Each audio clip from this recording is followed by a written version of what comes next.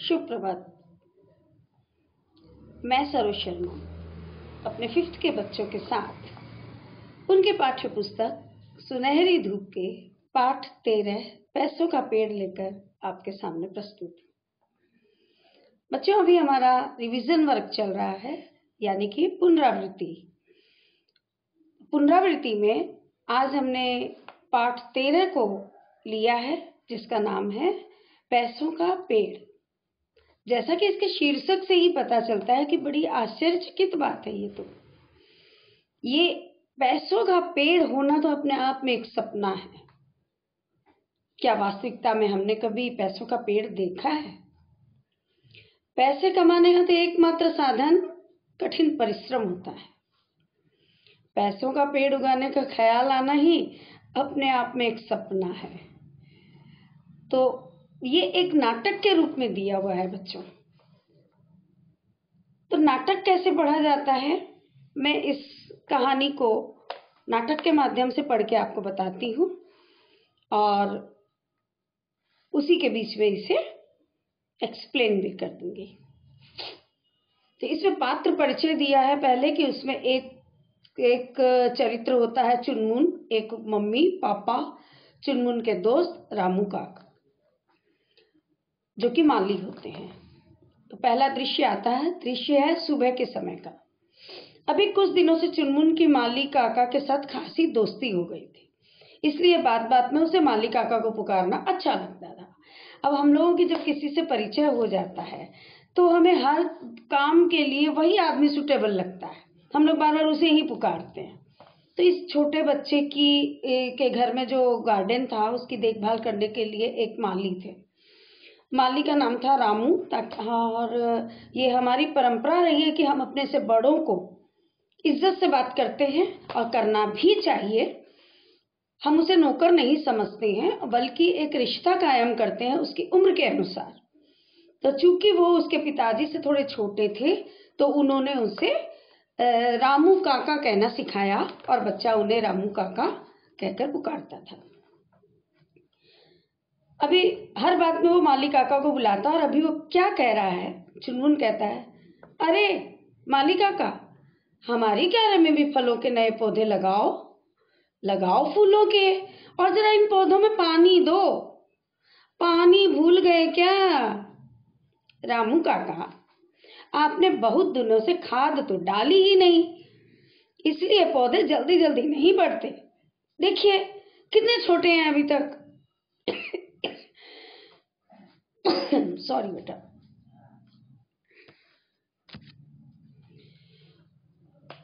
तो इसीलिए पौधे जल्दी जल्दी बड़े नहीं होते।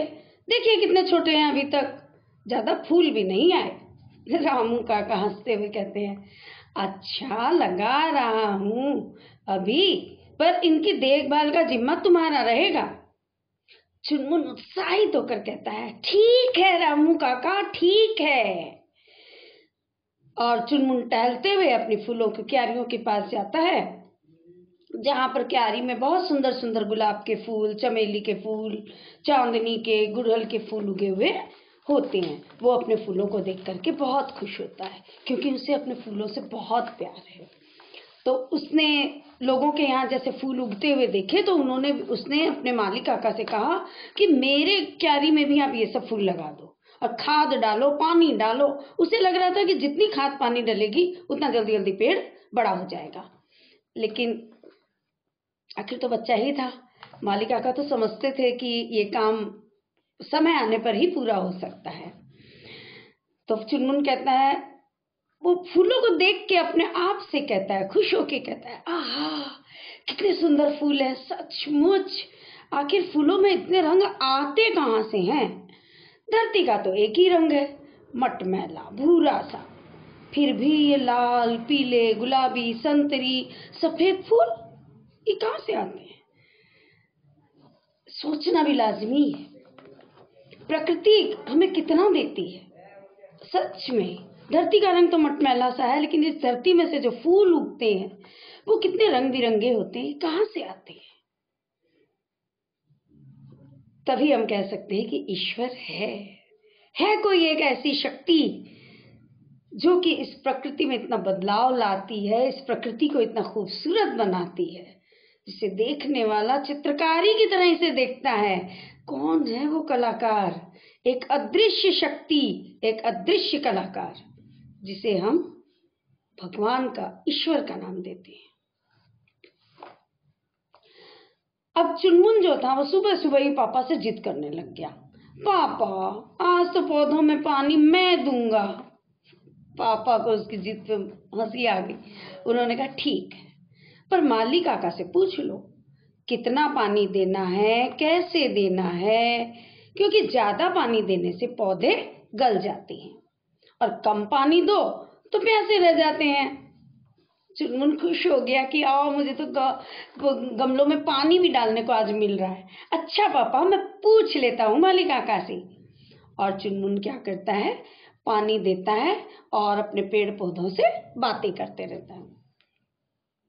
अरे वाह गुलाब के फूल, तुम तो बहुत अच्छे हो, एकदम लाल सुर्ख। गेंदे के पीले फूल, तुम्हारा भी जवाब नहीं। तुम्हारा तो रंग ऐसा है जैसे सोना। और भाई गोभी के फूल, तुम जल्दी जल्दी बढ़ो ना, अभी तो बहुत छोटे हो। और ये धनिया, तू बहुत अच्छी है, यूं ही बढ़ती रहना मेरी बहना, और हंसती रहना खिल खिल खिल खिल। और चुनमुन पौधों को पानी देता है और मम्मी पापा और दीदी चुनमुन की बातें छुप छुप के सुनती रहती है और अपनी हंसी को बड़ी मुश्किल से रोकती है। अब उसकी मम्मी कहती है ये चुनमुन भी पगला है, जाने कैसी कैसी बातें करता रहता है पौधों से, जैसे वो इसकी बातें सुन ही लेंगे। पापा कहते हैं मुझे तो लगता है जितने प्यार से ये बातें करता है उससे फूल पौधे तो छोड़ो, पत्थर भी इसकी बात जरूर सुन लेते होंगे और खुश होकर हंस पड़ते होंगे। मम्मी जोर से चुनमुन को आवाज लगाती है, बेटा चुनमुन, अब आकर नाश्ता कर लो। अच्छा मम्मी, आता हूँ। अब सुबह सुबह हर पौधे से उसका जब तक चुनमुन हालचाल नहीं पूछ लेता था, उसे स्कूल जाने का मन ही नहीं करता था। वो अपने घास से, अपने गुलाब के फूल से, अपने सूर्यमुखी के फूल से, गुड़गुल के फूल से, सबसे वो पहले सुबह सुबह बातें करता था। यानी बागवानी का उसे कितना शौक था। वो बागवानी के लिए अपने बागान में जाता और एक एक फूल के हालचाल लेता था, तब वो स्कूल जाता था। अब ये तो हुई सुबह की बात। अब नाटक में क्या होता है कि दृश्य परिवर्तन किए जाते हैं। जैसे सुबह के कार्यक्रम जो थे, गमलों में पानी देना, स्कूल के लिए तैयार होना, नाश्ता करना, तो ये सारे हुए सुबह के दृश्य में। अब होता है कि जब बच्चा स्कूल से लौटता है, शाम का दृश्य आ जाता है। तो अब ये दूसरा दृश्य आरंभ होता है, शाम का समय। चुनमुन आता है स्कूल से और फिर वो अपने पौधों को देखता है और खुश होते हुए कहता है, सच्ची ये सुंदर सुंदर फूल पौधे मुझे अच्छे लगते हैं, बहुत अच्छे लगते हैं। घास की नरम नरम पत्तियों को हाथ से सहलाना अच्छा लगता है। क्या मजे की बात है अगर मैं सारे सारे दिन बस बगीचे में ही रहूं। इधर 2-4 दिनों से मम्मी चुनमुन के इस बर्ताव से परेशान हो गई। वो दिन भर जब देखो तब क्या होता था, स्कूल से आया तो गार्डन में चला जाता, स्कूल जाने से पहले गार्डन में चला जाता, नाश्ते के टाइम में भी वो गार्डन में ही रहता। तो मम्मी परेशान हो गई थी कि वो अकेले में जाकर के इस तरह बातें करता रहता है। तो मम्मी थोड़ी झुंझला के बोली, अरे चुनमुन, तुझे कुछ पढ़ना लिखना भी है कि नहीं? लेकिन चुनमुन तो अपने पेड़ पौधों से इतना मगन होके बातें कर रहा था कि उसे कुछ सुनाई ही नहीं दिया और उसके ऊपर इस बात का कोई असर ही नहीं हुआ। तो चुनमुन ने फिर टाल दे, जब सुनाई दिया, समझ में आया कि वो बार बार मम्मी एक ही बात बोल रही है, तो उसने टालते हुए कहा, आता हूँ मम्मी, अभी थोड़ी देर में। अब तीसरा दृश्य आता है। उसमें होता है कि चुनमुन मम्मी से कुछ खूब सारे सवाल पूछता है। इधर चुनमुन के सवाल भी तो कुछ अजीब ही होते हैं। वह अक्सर पूछता क्या था, मम्मी यह तो ठीक है ना कि जैसा बीज होता है वैसा ही पौधा उगता है? मम्मी बोली, हाँ यह तो तुमने ठीक कहा, गेंदे का बीज बोओगे तो गेंदा उगेगा, गुड़हल का बोओगे तो गुड़हल उगेगा। तो चुनमुन सोचता है, अच्छा अच्छा मम्मी, फिर एक बात बताओ, अगर मैं पैसे बोऊं, अब सोचिए कैसी काल्पनिक बात है, एक सपना सा है, लेकिन बच्चे के बाल मनोवैज्ञानिक की बात है। उसका बाल हृदय देखिए, जिस चीज की कमी देखता है वो उसी का पेड़ लगाना चाहता है। उसे लगता है कि पेड़ लगाने से हमारी सारी समस्याएं दूर हो जाती हैं। कितने फूल होते हैं, एक पौधा लगाया जाता है उसमें कितने सारे फूल होते हैं। फल का एक पौधा लगता है, पेड़ लगता है, वो धीरे धीरे वृक्ष बन जाता है और उसमें कितने सारे फल निकल आते हैं। तो शायद मैं पैसों का एक पेड़ लगा दूं तो उसमें से बहुत सारे पैसे निकलेंगे। यही सोचकर वो अपनी मम्मी से पूछता है कि मैं यदि पैसे का पेड़ लगा दूं तो पैसों का पेड़ नहीं हो सकता, खूब बड़ा सा, जिस पर चारों तरफ पैसे ही पैसे लटके होंगे। मम्मी आश्चर्यचकित हो गई, क्या बोल रहा है ये। तो उन्होंने कहा, क्या कह रहा है तू। चुनमुन को थोड़ी झुंझलाहट आ गई कि मेरी बात गलत क्यों लगती है इन्हें। तो उसने कहा, मम्मी आप ही तो कहती हैं घर में पैसे नहीं है, इसलिए यह नहीं ला सकती, वो नहीं आ सकता, बस एक पैसे का पेड़ लगा लो। मम्मी फिर दिन भर उस पर से पैसे तोड़ेंगे और कुछ भी चाहिए झटपट दौड़ कर ले आऊंगा। मम्मी तो समझदार थी ना। मम्मी कहा, ओह तू तो पगला है, बिल्कुल पगला, कहकर मम्मी हंसने लगी कि कैसी बातें कर रहा है मेरा लाडला। अब चुनमुन को बड़ा अफसोस भी हो रहा, परेशान हो गया वो कि मेरी इस बात को लोग इतने हल्के में क्यों ले रहे हैं, क्यों नहीं मेरी बात का समर्थन कर रहे हैं और इस कार्य को करने में, पूरा करने में मेरे साथ क्यों नहीं दे रहे। तो कहता है, उफ, मेरी तो समझ में नहीं आता कि मैंने क्या गलत कह दिया। चुनमुन झुंझलाता हुआ परेशान सा गाल पर हाथ रखकर बैठ जाता है, जैसे बहुत बड़ी चिंता में बैठा हो। माथे पर बल डालकर कहता, आखिर क्या गलत है, आखिर क्या गलत है पैसों का पेड़ लगाने में। सब पैसा पैसा चिल्लाते रहते हैं, पर इतनी अकल किसी में नहीं कि बस एक पैसे का पेड़ ही लगा लो। अब चौथा दृश्य आता है।